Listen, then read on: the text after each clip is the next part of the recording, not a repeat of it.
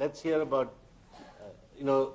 Arvind Eye Hospital, for those of you who have not heard the story, is a remarkable story in India. So, certainly delighted that Tulsi is here.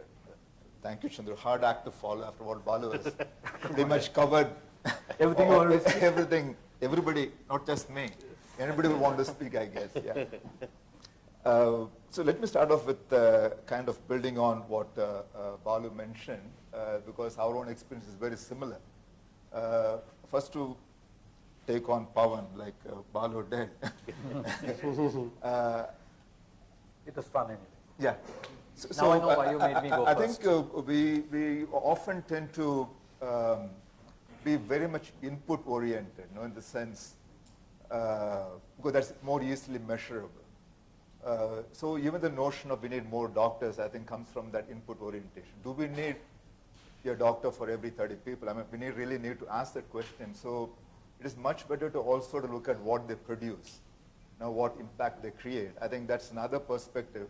And I think the goal is not to have more doctors. The goal is to have better health. So I think if you have that focus of outcome, we can have different solutions. Like for instance, we have the same issue of less number of eye doctors that are available. But then we figured out a way of having the same doctor produce 5, 6, 10 times more than their counterparts outside within the state or within the country. So I think there are different ways we can kind of innovate and do it and live within the cost. Just very briefly, the kind of work we do is in a very narrow vertical of eye care. We just chose to stay in that field, but then we have kind of spanned the breadth of eye care, both in terms of volumes. We do very high volumes of care, about 400,000 surgeries a year, about half of them for free or at a very low price. We also got into manufacturing, training, and consulting, all of which are done to scale, and many of them transcend India to other developing countries. I just want to touch on two aspects, and then so that we have time for more discussion. One on the cost front. Just to give you the perspective, if you compare with India with Singapore, Singapore has got a GDP of roughly 50,000 per capita income, $50,000, and with about 3% spend on healthcare, is about $1,500 per capita spend, which is actually a bit more than India's total per capita income. Okay, so should we be kind of looking at spending our GDP on health? It just doesn't make sense. So I think we need to look at the cost from a very, very different perspective, and I think a lot of the innovation and the policy enablement has to come from to support those initiatives. But I was comparing the cost of eye care in UK, because UK population is somewhat similar to Tamil Nadu, where we operate, and our volumes are almost close to what NHS does. We're able to produce the volumes that we produce similar to UK's volume for less than 1% of UK's cost, with much lesser complications. So one has to look at the opportunities in a different way. But then what is concerning me now are some of the trends that is happening now. I think almost blindly being followed of what's happening elsewhere, without adapting it. Because those things tend to be the drivers of cost. And one of the luxury that we have now is that we are hugely under-regulated. I fully recognize a double-edged sword, but there are pluses to it as well as there are minuses as well. Suppose we take two aspects of it. Today in India it is largely self-pay, and that's now being portrayed almost as a crime, that people are spending out of pocket. So the panacea or the solution for it is somebody else pays for you, third-party payers.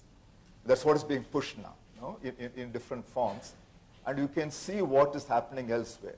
Like in in the Western world where there are multiple third-party payers, just the cost of managing the third-party payment is almost 1/3 of the healthcare cost, which means 1/3 of the healthcare cost doesn't produce any healthcare. It pays for the bureaucracy, no? And then that system by design doesn't bring in any price pressure. It just brings a counter pressure. No, none of the stakeholders, no, the patient, the hospital, the payer, have any interest in reducing the cost. Okay? So I think that's we need to look at it in a very different way. I think today the government policies, unfortunately, are pushing towards that. So I think we really need to keep that in mind.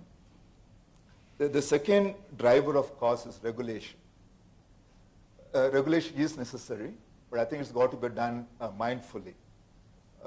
Suppose, for instance, there are multiple regulations, there are flaws in it.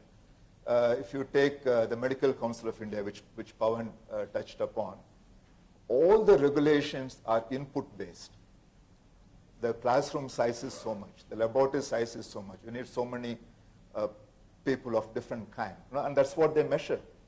They don't at all measure what it produces. They don't look at the caliber of people coming out. So that kind of a regulation becomes very, very arbitrary and very counter to what it can do. The other one, let's say NABH. Quality is definitely required. I'm not against that. But then they pretty much have one standard which fits all. No? What applies to a 3-hour open heart bypass surgery with a huge incision will also apply to a 2-minute cataract surgery. No? And you can see what it will do to the cost, no? With no implication on quality. So we have a lot of this regulation, and I think India is a large country. India has got about close to 2,000 standalone eye hospitals. No? There are about 10 million eye surgeries done per year. Why can't there be some kind of a guideline, which is a little bit, some of it, not all of it, things like communication, safety, they are common standards. But disease specific, there could be certain, so the policy may have to, I think we have the scale for some customization, no? or for some localization. So I think these two things are kind of big drivers of cost, which we have to handle in a proper manner. The other one which I want to touch upon is something which Balu also spoke eloquently of primary care. I think just the way the God designed us, I think 80–90% of the problems can be handled locally. You don't need a doctor for it. With a combination of well-trained people, whether it is traditional healer or some other person, with technology. You can today easily take care of 90% of the problem or more, and we have done that very effectively in a discipline like eye care, wherein each year we see about 300,000 people in our primary eye care centers, and less than 10% of them are referred to the hospital. Here again, I think we need some policy enablement, like dispensing medicine. It's kind of a gray area, and I know we are breaking rules by selling medicines in those centers. We don't have a pharmacist, we don't have the refrigerator. They don't need it. The drugs that we have don't need all those things. We don't need the 200 square foot minimum area required. So I think we just need to realize that people, otherwise the poor villager, for them to get a drop of some antibiotic eye drop, has got to go all the way to 30–40 kilometers. I mean, it doesn't make sense. So I think we need to come up with policy regulations which actually recognize the reality of the people. I think people have to get off from their offices on the 18th floor and then really figure out what's happening in the field, and then do the right thing. So I'll stop here. Okay. Thank you very much.